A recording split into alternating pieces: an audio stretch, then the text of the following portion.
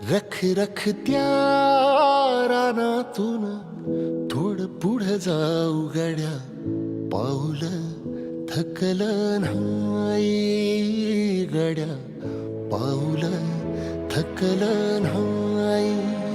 सुकलेल्या भाकरीला पाण्यासंग खाऊ गड्या, पाऊल थकलं नाही गड्या, पाऊल थकलं नाही.